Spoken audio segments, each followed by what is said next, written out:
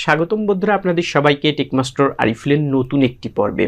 আজকের পর্বে বন্ধুরা আপনাদেরকে দেখাবো কিভাবে আপনারা আপনাদের হাতে থাকা অ্যান্ড্রয়েড ফোনের মাধ্যমে যে কোনো ডকুমেন্টের স্ক্যানারের মতো খুবই ক্লিয়ার এবং হাই রেজুলেশনের একটি ছবি তুলবেন। আপনাদের কিন্তু স্ক্যানারের একদমই কোনো প্রয়োজন হবে না। তো বন্ধুরা আপনারা যদি আমাদের আজকের এই ভিডিও টিউটোরিয়ালটি শুরু থেকে শেষ পর্যন্ত দেখেন তাহলে কিন্তু খুব সহজেই আপনারা এই কাজটি করতে পারবেন।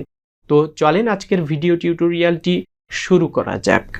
ওকে, তো বন্ধুরা আমাদেরকে সবার প্রথমে চলে যেতে হবে আমাদের ফোনের প্লে স্টোরে। দেন প্লে স্টোরে যেয়ে আমাদেরকে সার্চ করতে হবে সিএস স্ক্যানার লিখে। দেন বন্ধুরা আমাদেরকে সার্চ রেজাল্ট থেকে এই অ্যাপসটি আমাদের মোবাইলে প্রথমে ইনস্টল করে নিতে হবে। দেন বন্ধুরা ইনস্টলেশন প্রসেসটি শেষ হলে অ্যাপসটি আমাদেরকে ওপেন করতে হবে।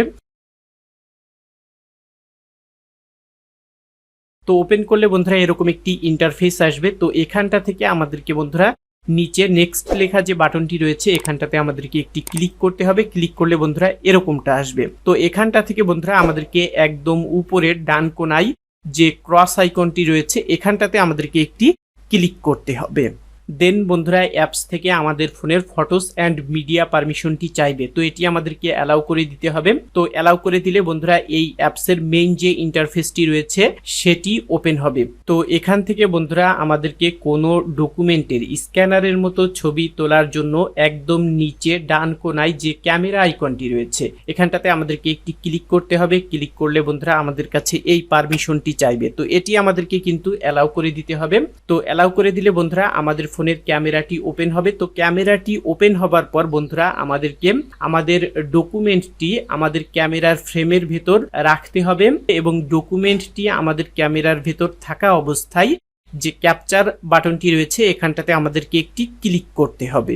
তাহলে বন্ধুরা ক্যামেরার মাধ্যমে আমরা যে ছবিটি তুলেছি সেই ছবিটি এখানটাতে আসবে এবং ছবিতে আমাদের ডকুমেন্টটি কিন্তু এখানটাতে অটোমেটিক্যালি সিলেকশন অবস্থায় থাকবে।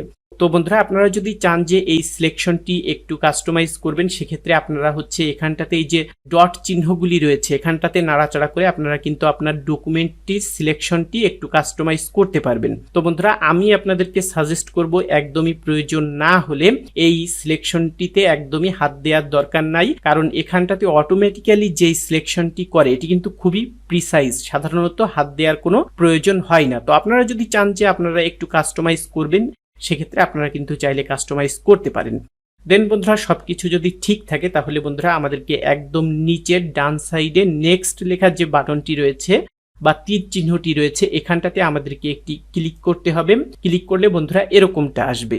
নেক্সট লেখা বাটনে ক্লিক করার পর বন্ধুরা আপনারা দেখবেন যে এই ছবিটি প্রসেস হয়ে স্ক্যানারের মতো খুবই পরিষ্কার একটি ছবি এসেছে এবং আপনারা যদি এই ছবিটি জুম করেন তাহলে দেখবেন যে এই ছবিটি ফেটে যাচ্ছে না, খুবই হাই রেজুলেশনের একটি ছবি এসেছে।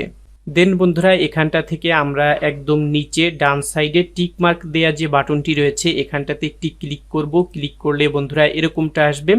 তো এখানটা থেকে বন্ধুরা আমরা আবারও ডান সাইডে একদম নিচে মোর লেখা যে বাটনটি রয়েছে এখানটাতে একটি ক্লিক করব। ক্লিক করলে বন্ধুরা এরকমটা আসবে। তো এখানটা থেকে আমরা কি করব, সেভ টু গ্যালারি এখানটাতে ক্লিক করব। তাহলে আমাদের এই ছবিটি আমাদের ফোনের যে গ্যালারিটি রয়েছে সেখানটাতে সেভ হয়ে যাবে। তো এই ছিল বন্ধুরা অ্যান্ড্রয়েড ফোনের মাধ্যমে যে কোনো ডকুমেন্টের স্ক্যানারের মতো ছবি তোলার পদ্ধতি। ভিডিওটি ভালো লাগলে ভিডিওটি আপনার বন্ধুদের সাথে শেয়ার করবেন, লাইক করবেন এবং কমেন্ট করে আপনার মতামত জানাবেন।